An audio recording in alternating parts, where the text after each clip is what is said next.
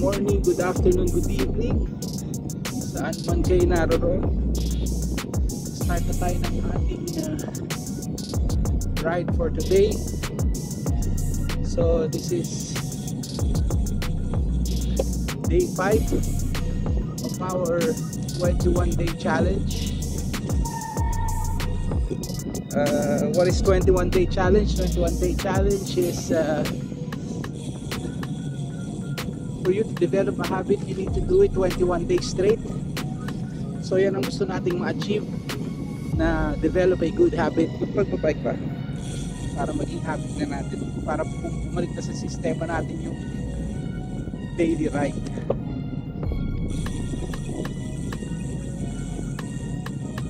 Yan, so same pa rin tayo, same area pa rin tayo. Kalipa City muna tayo ulit. Tapos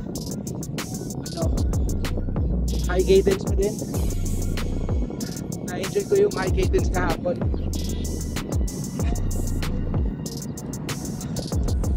Ayan, time check at 6 o'clock. Ang weather ngayon is medyo mas malagkit ngayon kaysa kahapon. Mainit yung singaw ng semento. Kaya ayan, syempre nandiyan pa rin yung ating goal for today, which is yung 30 km ride. So alam ko na 30 km is masyadong mababa, short ride. Pero yan, conditioning lang naman to. I just wanted to get back in shape, kaya ginagawa natin yung 21-day challenge. I need to do 21 days straight. Walang rest day, tsaka na tayo magre-rest sa 22nd day na. So 30 km minimum. So if I can do more, I will do more. Pero yan ang minimum natin. So kahapon medyo nung mga first to third day, medyo sisimula yung struggle natin sa huling 5 km. So kahapon medyo hindi siya ganun ka-struggle. Unti-unti nang ulit natin nagagana. Unti-unti nang bumabalik yung kondisyon. It's not there, we're not there yet, pero I can feel na unti-unti. So yan, ito pa rin, cadence. Salamat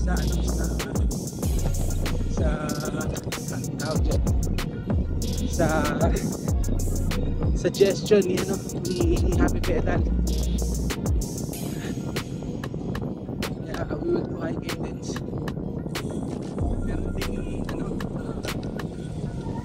share na info si Gamergy, isa sa mga subscriber natin, na paano niya ginagawa yung high cadence na training.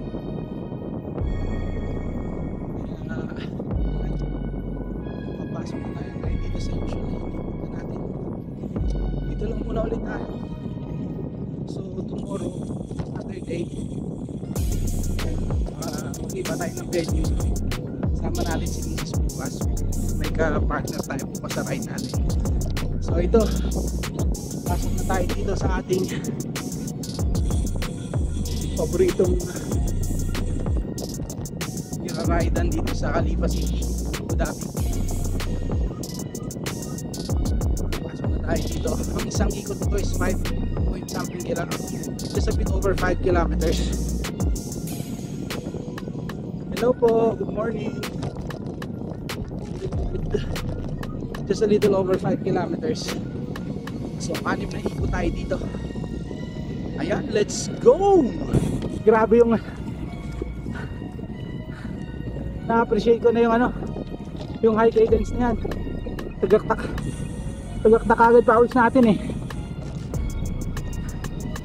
uh, we did it for 10 kilometers straight with maybe 10 to 20 seconds rest. Then yung guidance natin umaabot between 80 to 92.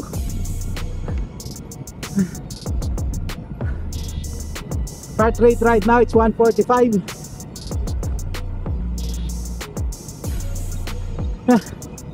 Yan, 10 kilometers in 25 minutes. Mas kasi ako nasanay ako ng ano, yung chill lang, chill na pagpedal. Mabigat na pedal, tapos chill lang, mga 60, 65, 67 na cadence lang. Mas okay pala tong high cadence. Yan, on that note, shoutout muna tayo. Yan, makakapahinga ako. Shoutout muna tayo. Shoutout sa mga subscribers natin dyan. Salamat po sa support nyo. Sa mga bagong subscribers natin, welcome po sa inyong lahat. Sana po may napupulot kayong aral dito, or at least man lang na-entertain kayo. Siyempre, may dala akong kodigo para di ko makalimutan yung mga new subscribers natin. Malaking tulong po yan. At si BP Rides, yan, si Happy Pedal, siya yung nag-suggest ng ng high cadence kasi mas okay daw yun sa weight loss. Si Happy Pedal, si Taranat Lumipad, si Alvin Villegas, Nils Media. Si Nils Media, siya yung na-inspired daw siya sa weight loss journey natin, at gusto rin niyang subukan yung 21 day challenge natin. Si Padjak ni Kuya tsaka si Biker Disciple. So yung mga hindi natin nabanggit, pasensya na po, paki-remind nyo na lang ulit ako para ma-shoutout din natin kayo. Kung kailangan kong i-kodigo lahat, okay lang yan. So ayan, syempre yung mga suki natin yung talagang nakasupport sa atin from day one, sila Mr. and Mrs. Tutuyan Adventure.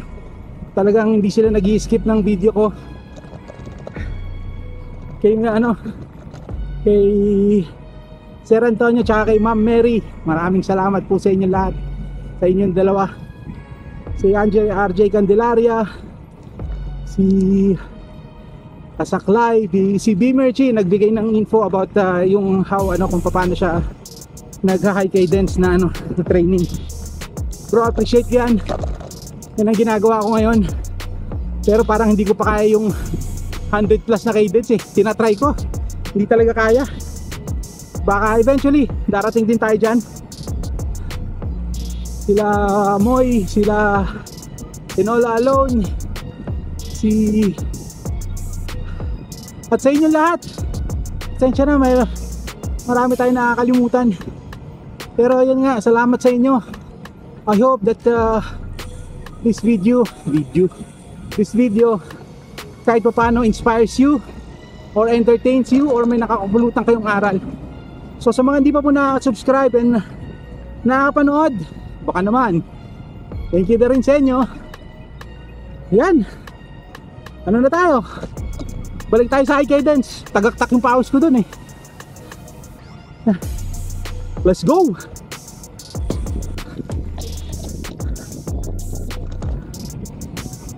Yan. Oh my god, I'm so loving this high cadence cycling. Tagaktak yung pawis sa atin talagang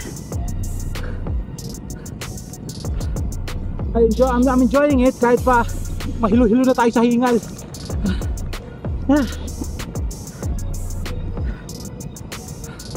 Tinuloy-tuloy lang natin, although medyo hinabaan ko na yung mga rest in between.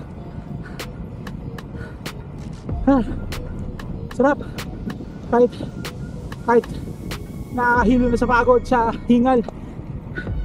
So yan, anyway, 20 kilometers, 46 seconds, 46 minutes. So, ganun muna ako, take it easy muna ako dito sa last 10. Sarap.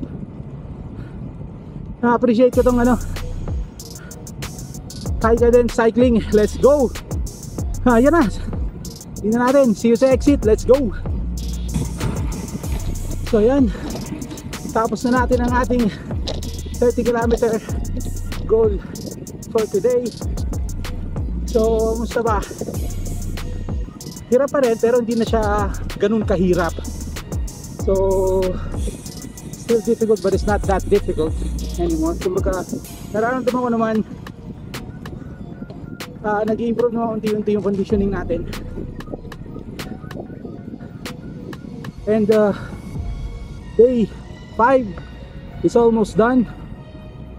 And I'm so glad, talagang I'm so glad that I started this 21-day challenge. Kasi everyday talagang maaga ako nagigising. Kanina 3:45 pa lang gising na ako. Nagpe-prepare na akong mag-ride at 4 AM. Kaya lang yun nga, sabi ko ayoko mag-ride ng madilim. Kahit pa paano masikatan tayo ng araw kahit konti. Yan, good thing na rin I started this. And it helps me. It motivates me. And once I finish this is what keeps me going.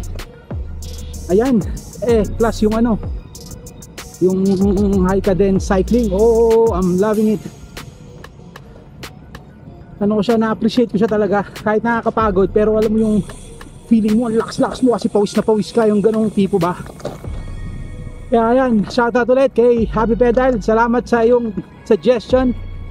So, sa mga nakakapanood po, ng mga veterano or anyone, baka meron pa kayong suggestion or tips, how will I improve my riding?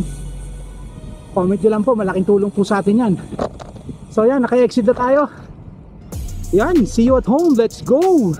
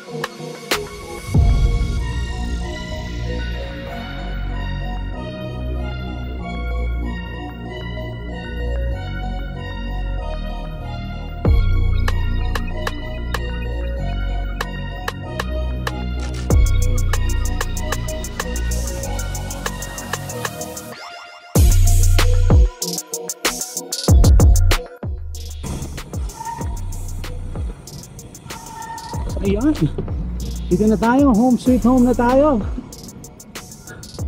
Thank you Lord for the safe ride. Maraming salamat na din po sa mga nakaabot dito, sa mga bagong subscribers, luma, mga hindi pa nakasubscribe. Thank you po. Ayan, so recap, 30 kilometers done, day 5 done. Ayan, so if you find this entertaining, interesting and helpful, please like, share, and subscribe. Let's go, see ya.